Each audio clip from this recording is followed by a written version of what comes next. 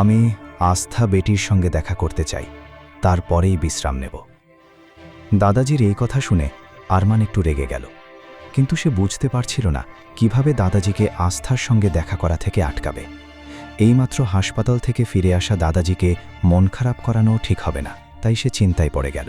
তখন আহানও বলল, হ্যাঁ ভাইয়া, ভাবি কোথায়? আমরা আসার পর থেকে তো ওনাকে দেখিইনি। আহান খুব আবেগের সঙ্গে ভাবি শব্দটা বলতেই আরমান বিরক্ত হয়ে গেল এবং রাগী চোখে তার দিকে তাকালো। আরমানকে এভাবে তাকাতে দেখে আহান ঘাবড়ে গিয়ে চোখ সরিয়ে নিল। ঠিক তখনই ধ্রুবও নিজের কণ্ঠ জোরালো করে জিজ্ঞেস করল, হ্যাঁ আরমান ভাই, বলুন তো ভাবি কোথায়? আরমান কড়া গলায় বলল, তোমরা কি দরজার সামনে দাঁড়িয়ে বোকাদের মতো প্রশ্ন করাই চালিয়ে যাবে? দাদাজিকে এইমাত্র হাসপাতাল থেকে নিয়ে এসেছ, আগে ওনাকে সোফায় বসাও, ততক্ষণে আমি ওকে নিয়ে আসছি। এ কথা বলে আরমান বড় বড় পা ফেলে নিজের ঘরের দিকে চলে গেল। আরমান চলে যেতেই দাদাজি চারজনের দিকে তাকিয়ে উদ্বিগ্ন গলায় বললেন, আমি যদি ওই নাটকটা না করতাম তাহলে এতক্ষণে আস্থাকে বাড়ি থেকে বের করে দেওয়া হতো। আস্থাকে আরমানের শাস্তি থেকে বাঁচাতেই আমাকে এসব করতে হয়েছে। তখন ওই পরিস্থিতি থেকে বের হওয়ার জন্যই হার্ট অ্যাটাকের নাটকের আশ্রয় নিতে হয়েছিল। এরপর তিনি ফিসফিস করে বললেন, এখন তোমরা সবাই আমার কথা মন দিয়ে শোনো। এই নাটকের ব্যাপারে আরমান যেন কানাকানিও জানতে না পারে।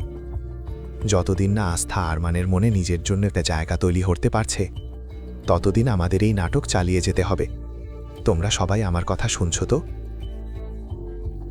এ কথা শুনে ধ্রুব অবাক হয়ে বলল, দাদাজি, আপনার অবস্থা দেখে আমিও একবার সত্যিই ভেবে বসেছিলাম যে আপনার হার্ট অ্যাটাক হয়েছে, কিন্তু আপনি তো দারুণ অভিনেতা। আপনার অভিনয় দেখে মজা পেয়ে গেছি। আর এই আহানও আপনাকে ধরতে পারেনি যে নিজেকে খুব বড় অভিনেতা ভাবে। তাহলে আরমান ভাই কি করে ধরবে? তবে আমাদের মধ্যে সবচেয়ে তীক্ষ্ণ নজর তো আরমান ভাইয়েরই। তাই আপনাকে এখনও ওর থেকে সাবধানে থাকতে হবে। আপনাকে নিয়মিত ওষুধও খেতে হবে। তবে চিন্তা করবেন না, আপনার সব ওষুধ আমি শ্যামের ওষুধ দিয়ে বদলে দেব। তাহলে আপনি আরমান ভাইয়ের সামনেও নিশ্চিন্তে ওষুধ খেতে পারবেন। এ কথা বলে ধ্রুব হাসতে লাগল। এদিকে সবাই ঘরের ভিতরে এসে বসে পড়েছিল। তখন আকাশ চিন্তিত হয়ে বলল, আরে, আরমান ভাই তো অনেকক্ষণ আগে গেল, এখনো পর্যন্ত আস্থা ভাবিকে নিয়ে এলো না কেন?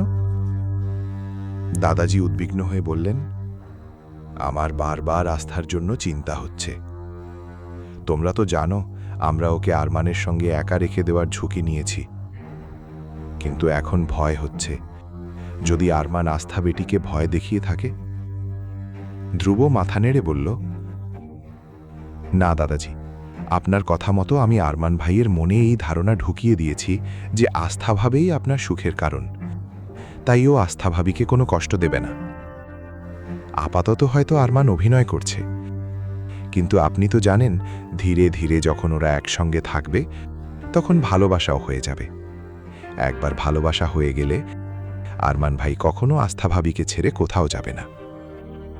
সুমিত ধ্রুবের প্রশংসা করে বলল, দোস্ত, একবার তো তোর কথা শুনে আমার মনে হয়েছিল আরমান তোর গলা টিপে ধরবে, কিন্তু আপাতত তুই বেঁচে গেছিস, তাও শুধু দাদাজির জন্য। চারজনই নিজেদের কীর্তিকলাপের গল্প করে হাসাহাসি করতে লাগল।